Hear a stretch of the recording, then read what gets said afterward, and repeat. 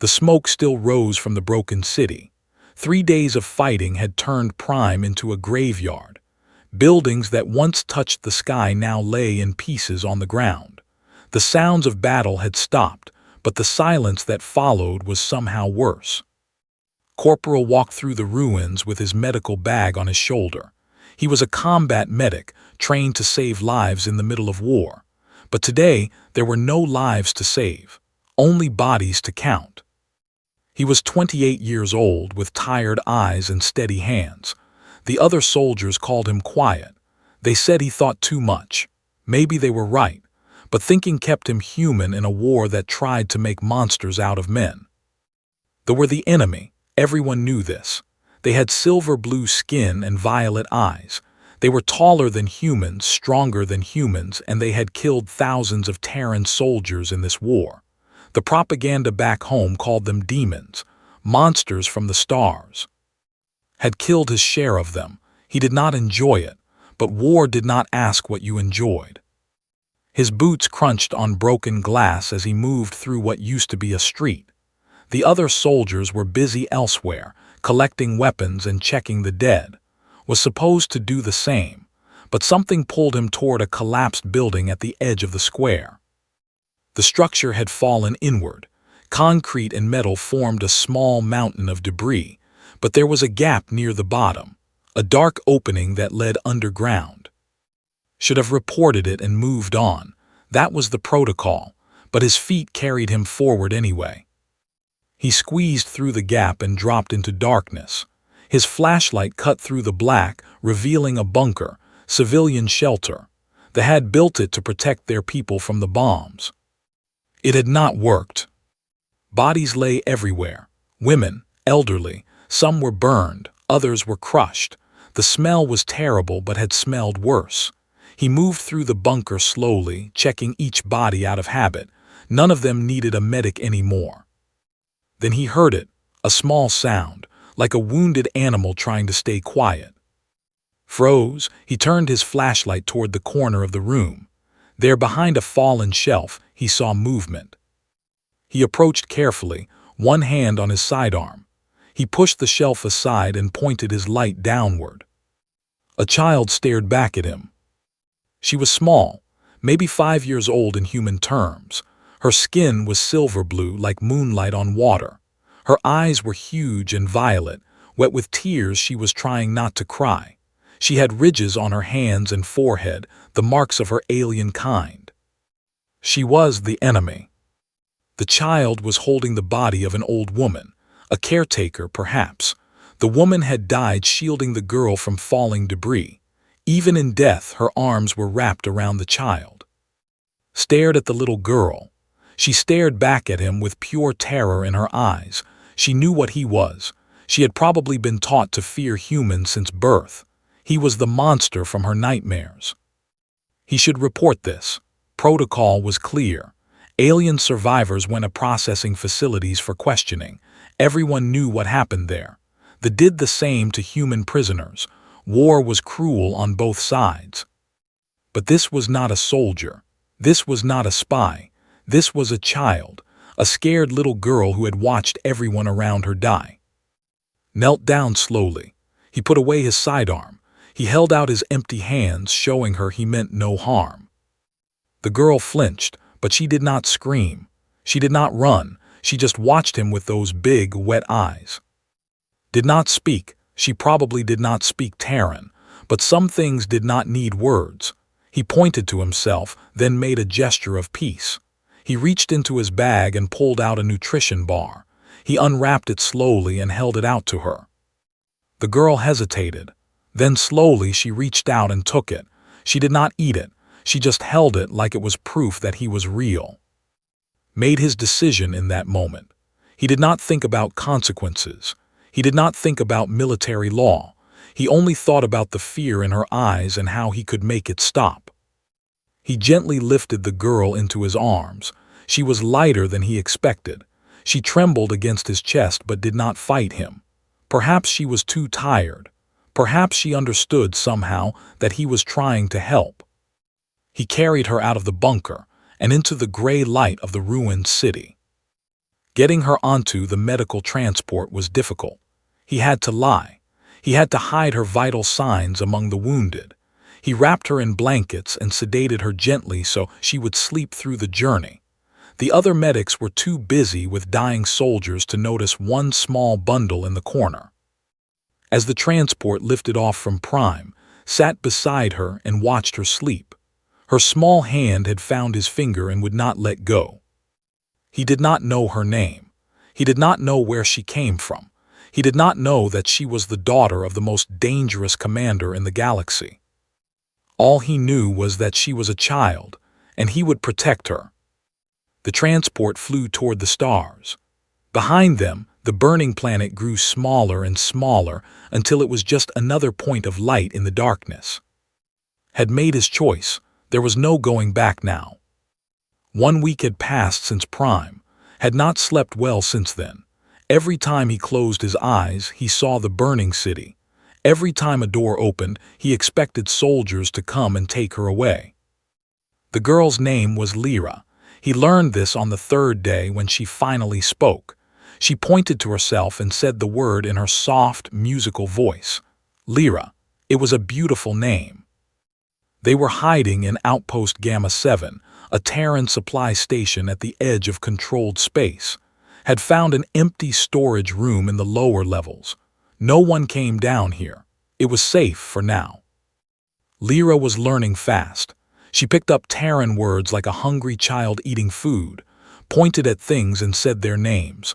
Water, light, floor, hand. She repeated each word carefully, her violet eyes focused and serious. She was smart, much smarter than any 5-year-old he had ever met. Perhaps children developed faster, or perhaps Lyra was special. On the 5th day, trouble found them. Sergeant appeared at the storage room door without warning. He was a big man with a face and hard eyes. He was also squad leader. 2 years ago, had pulled him from a burning vehicle when everyone else had given up. Never forgot. But even he stopped cold when he saw the child sitting on a crate, eating crackers. For a long moment, no one spoke. Lyra looked at with fear, stood between them, ready to fight if he had to. Closed the door behind him. His face was impossible to read. "Do you know what you have done?" he asked quietly. Nodded yes. "They are looking for her, military intelligence. They know a child is missing from the ruins. They are calling her an asset." "She is not an asset, she is a little girl." Stared at him for a long time.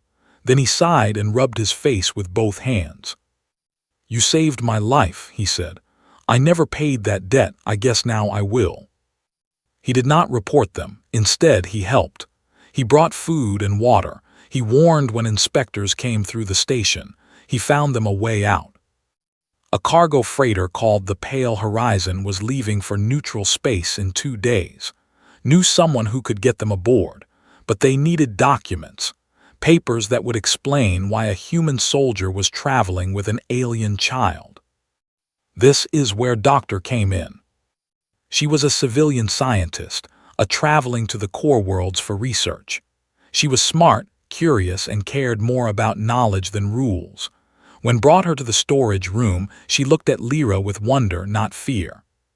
"Fascinating," she whispered, kneeling down to Lyra's level. "A child, I have only seen adults, never young ones." "Can you help us?" asked. Doctor smiled. "I can create medical documents. She will be listed as a rare genetic case, a hybrid perhaps, requiring specialist treatment off-world. No one questions medical transfers. Too much paperwork." She asked for nothing in return except permission to study Lyra during the journey.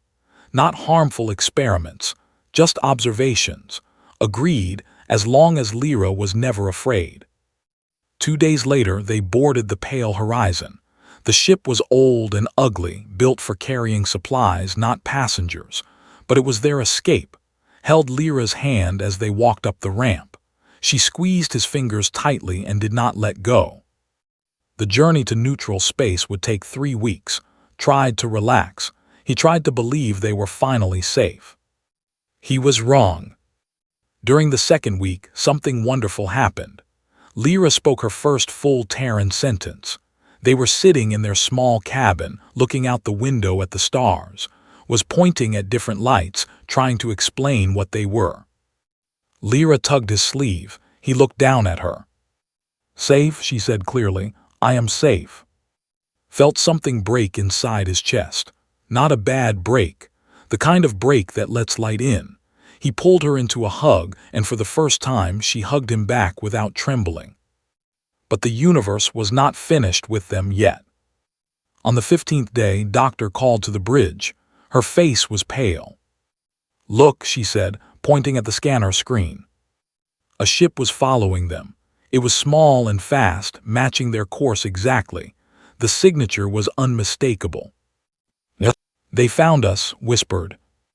Doctor shook her head. "Not they, she. There is only one life sign on that ship, one traveling alone." Did not understand. Why would a single follow them across space? What could be so important? He looked at Lyra, sleeping peacefully in the corner of the bridge. And suddenly he understood. Someone was coming for the child, someone who would cross the galaxy alone to find her. Lyra's mother was coming, and did not know if she wanted to thank him or kill him. The stars outside seemed colder now. The pale horizon flew on through the darkness, carrying its small family toward an unknown future.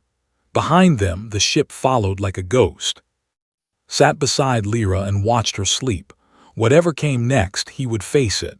He had made a promise to protect her. He intended to keep it. Meridian Station was a place without laws. It floated in neutral space, far from both Terran and control. Pirates, traders, and criminals called it home. It was the perfect place to disappear. Or so had hoped. They arrived on a gray morning, station time. Doctor led them through crowded corridors filled with strange faces and stranger smells. Lyra held his hand tightly, her violet eyes wide with wonder and fear. She had never seen so many different beings before. "We need to find lodging," Doctor said. "Somewhere quiet, then we can plan our next move." But they never reached the lodging. Felt the danger before he saw it, a prickling on the back of his neck, the feeling of being watched. He stopped walking and looked around. The crowd moved past them without stopping. Nothing seemed wrong, but something was wrong. He could feel it in his bones. "Take Lyra," he said to Doctor. "Find somewhere safe, I will follow." Doctor opened her mouth to argue, but something in his eyes stopped her. She nodded, took Lyra's hand and walked quickly toward a nearby market. Turned and walked in the opposite direction. He moved through narrow alleys and empty cargo bays, letting whoever was following him catch up. Better to face the threat away from Lyra. He entered an abandoned storage area. Old shipping containers stood like silent giants in the darkness. Dust floated in the weak light. He stopped in the center of the room and waited. She came from the shadows like a ghost. Had seen before. He had fought them and killed them, but he had never seen one like her. She was tall, taller than any human woman. Her skin was silver blue like Lyra's, but her features were sharper, harder. Her violet eyes burned with an intensity that made his blood run cold. She wore no uniform, but she moved like a soldier, like a predator. In her hand, she held a weapon pointed directly at his heart. "You are the one," she said. Her voice was cold and clear like ice breaking. "The human who took my daughter." Did not reach for his own weapon. He did not move at all. He just looked at her and saw the truth. This was not just any. This was High Commander, the most feared military leader in the Empire. The woman who had planned the massacre at Titan Station. The woman who had killed 10,000 Terran soldiers with a single brilliant strategy. And she was Lyra's mother. "Yes," said simply, "I am the one. Give me one reason not to kill you right now." Thought about it. He thought about all the things he could say. Excuses, explanations, pleas for mercy. Instead, he told the truth. "I found her in a bunker full of dead bodies. She was alone. She was scared. She had no one left. I could have reported her. I could have let the system take her, but I looked at her and I saw a child, not an enemy, just a child who needed help. His weapon did not waver. Her eyes searched his face for lies. Your people would have killed her, she said. Yes. And yet you saved her. Why? Because it was the right thing to do. For a long moment said nothing. Then slowly she lowered her weapon. Where is she? Before could answer, a sound came from behind one of the containers, small footsteps running toward them. Lyra burst into view, Doctor chasing after her with panic on her face. I could not stop her, Doctor gasped. She heard her mother's voice and ran. Lyra stopped between and she looked at her mother with wide eyes, looked back at her daughter with something breaking in her face. Then Lyra did something unexpected. She ran too. She grabbed his leg and hid behind him, peeking out at her mother with frightened eyes. Froze, the pain on her face was raw and terrible. Her own daughter was afraid of her. Her own daughter had chosen the human. Lyra whispered. She knelt down, reaching out one trembling hand. My little star, it is me. It is your mother. Lyra did not move. She pressed closer to his leg and said a word a word that made his breath catch. Doctor translated quietly. She called him guardian, protector. It is a sacred word in their culture, reserved for those who save lives. His hand dropped. She stayed on her knees, looking at her daughter and the human soldier who had somehow become her world. When she spoke again, her voice was different, softer, broken. I hid her on Prime to protect her. There were enemies in our own empire who wanted to use her against me. I thought she would be safe there until the war ended. Then your people attacked. I thought she was dead.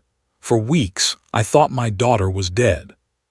She looked up the hatred in her eyes was gone. Only exhaustion remained.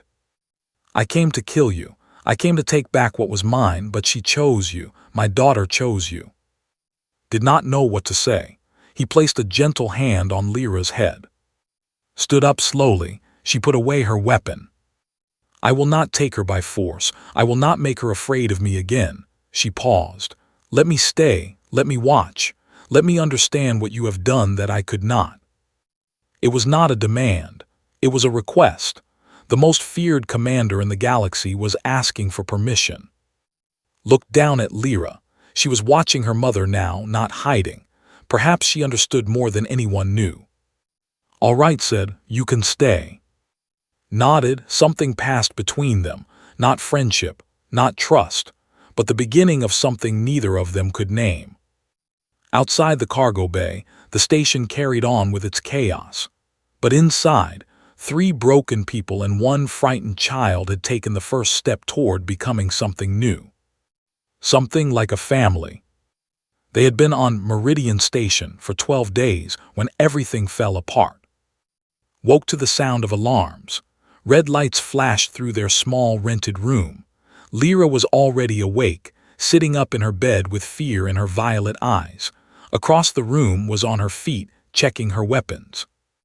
What is happening? Doctor asked, pulling on her jacket. His face was grim. They have found us, both sides. She was right. The station's communication channels were full of chaos.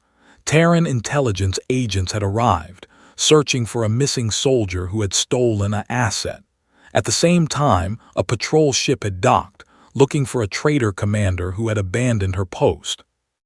Both sides wanted them dead. We need to move, said. They gathered their few belongings and slipped into the corridors. The station was in panic. People were running everywhere, trying to avoid the military forces that were spreading through every level. For 3 days they hid. They moved from place to place, sleeping in abandoned storage rooms and eating stolen food. Knew how to disappear. She had spent her life studying strategy, and now she used every trick she knew to keep them alive. During those dark days, something changed between and. On the second night, while Lyra slept between them, spoke quietly. Why did you save her? The truth, not the noble answer you gave me before, the real reason. Thought about it for a long time. I looked at her, he said finally, and I saw myself. When I was young, my village was destroyed in a border conflict. Everyone died except me. A soldier found me in the ruins. He could have left me there. He could have reported me as a refugee problem. Instead, he carried me to safety. He raised me as his own son. He paused. I became a medic because of him. I wanted to save lives the way he saved mine. When I found Lyra, I did not see an alien. I saw a child who needed what I had needed, someone to carry her out of the darkness. Was silent for a long moment. When she spoke, her voice was different, softer. Among my people, such kindness is rare. We are taught that strength means standing alone, that mercy is weakness. She looked at Lyra's sleeping face.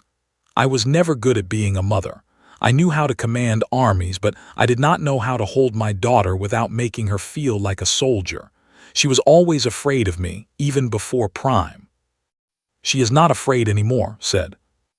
No, because of you, met his eyes. In 30 years of war, I have never seen a do what you did. We would not save a human child. We would not risk everything for an enemy. Your people are strange, strange and wonderful. It was the first time she had used his name. On the 4th day, their luck ran out. Terran agents found them in a maintenance tunnel, 3 of them, armed and deadly, blocking the only exit. Corporal, the lead agent said, "You are under arrest for treason. The alien will be taken into custody for interrogation. Resist, and we will use lethal force." Pushed Lyra behind him. "She is a child. I will not let you take her." "That is not your decision." The agent raised his weapon, prepared to fight, knowing he would lose. Then moved. She was faster than any human could ever be. In 2 seconds, all 3 agents were on the ground. She had not killed them, but they would not wake up for hours. She stood over their bodies, breathing hard. Blood ran from a cut on her arm where one of them had managed to land a blow. Stared at her, "You saved us." Looked at her hands like she did not recognize them. "I did." "You killed your own mission.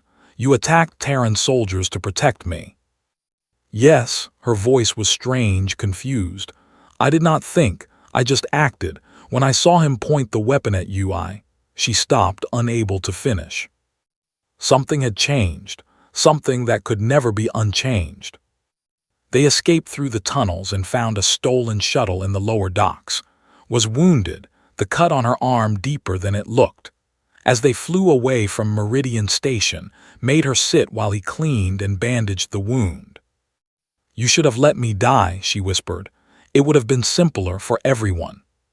Shook his head. Simple was never an option, not since the moment I found Lyra. In the dim light of the shuttle, their eyes met. Lyra was asleep in the corner, exhausted from days of running. Doctor was in the pilot seat, focused on flying them to safety. It was just the 2 of them in that moment. Human and soldier and commander, 2 people who should have been enemies but had somehow become something else. Reached out and touched his hand. Her silver-blue fingers were cool against his warm skin. "Thank you," she said, "for saving her, for saving us." Did not pull away. "We are not safe yet." "No, but we are together." She paused, tasting the word. "Together, I have never had that before, not really." The shuttle flew on through the stars. Behind them, Meridian Station shrank to a point of light and then disappeared. Ahead of them, the unknown waited. But for the first time since Prime felt something like hope. They were hunted. They were wounded. They had no home and no allies. But they had each other. And maybe, just maybe, that was enough. 6 months had passed since Meridian Station. The colony of Rest was a small place, hidden on a world that appeared on no official maps. It was home to people who had run away from both empires, refugees, deserters, dreamers, people who wanted nothing more than to be left alone. And Lyra had built a simple life here. They lived in a small house on the edge of town, near the forests where purple flowers bloomed in the morning light, worked as the colony's medic, helped with security, though she rarely spoke of her past. Lyra went to school with children of a dozen different species and came home every day with new words and new friends. She called father now, in without hesitation. The first time she said it had frozen in place. He looked at, expecting her to correct the child, but just smiled, a soft, quiet smile he had come to treasure. She is right, said. You are her father. You have been since the day you carried her out of that bunker.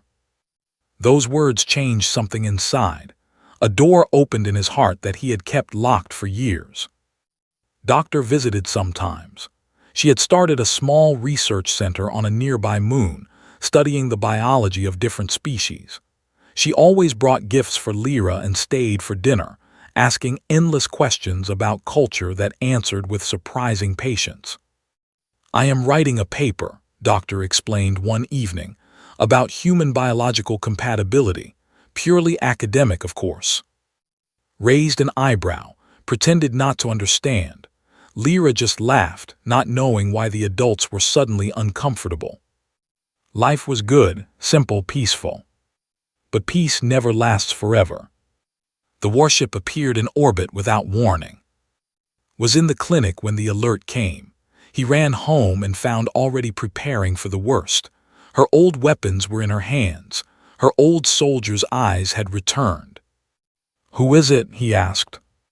Commander, he served under me for 15 years. He was always ambitious, always hungry for power. Her jaw tightened. He has come to execute the traitor. Then we fight. Shook her head. No, if we fight, the colony dies. His ship has enough weapons to destroy everything. She looked at him with steady eyes. I will meet him alone. I will end this. You will die. Perhaps, but Lyra will live. You will live, that is enough. Grabbed her arm. That is not enough, not anymore. Before either of them could speak again, Lyra appeared in the doorway. She had heard everything. Her small face was pale with fear, but her eyes were determined. No, she said in perfect Terran. We stay together. Family stays together.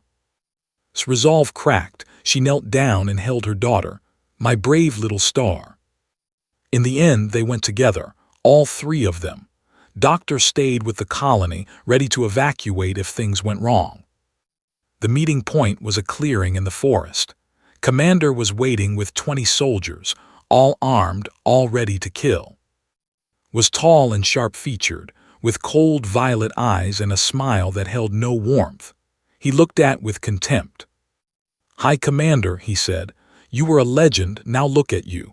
Hiding on a forgotten world, playing house with a human. He spat on the ground. Disgusting. Stood tall, she did not flinch. You came to kill me, get on with it. Laughed. Not yet. The Empire wants you to suffer first. They want you to watch while we take the child and the human. They want you to know that everything you gave up your honor for was meaningless. He stepped forward. Give us the human, walk away. I will let you live. Perhaps the Empire will even forgive you in time. Did not hesitate. Her voice rang out clear and strong. He is claimed. Stopped, his soldiers murmured in confusion. What did you say? He is claimed by law, by my blood, by my word. Stepped in front of her body a shield. He is mine. Harm him and you declare war on me. His face twisted with shock and rage. Claiming. You would use the sacred bond on a human, on an enemy. He is not my enemy, he never was. His voice was calm, but her eyes burned. He saved my daughter when I could not. He protected her when the galaxy wanted her dead. He gave her a home, a family, a father. What have you ever given anyone except fear and death? His hand moved toward his weapon. This is madness. The claiming bond is unbreakable, irreversible. You would tie yourself to this creature forever. Forever, said, and longer. The soldiers looked at each other. The claiming bond was sacred in culture. It was law. It was tradition. It was older than the Empire itself. To break it was unthinkable. To ignore it was to become an outcast from all society. Saw his soldiers doubt. He saw his power slipping away. This is not over, he hissed. The Empire will hear of this. They will come for you, both of you." "Then they will come," said, "and I will be waiting. But today you leave. Today you run back to your masters and tell them what you saw. A human who is worth more than all the armies of the Empire. A human who is mine." Hesitated, he looked at with pure hatred, but in the end he turned away. He walked back to his soldiers and barked orders. Within minutes they were gone. Within an hour their ship was leaving orbit. The clearing was silent. Turn 2, he was shaking. He did not know if it was fear or something else. "You claimed me," he said. "What does that mean?" Met his eyes.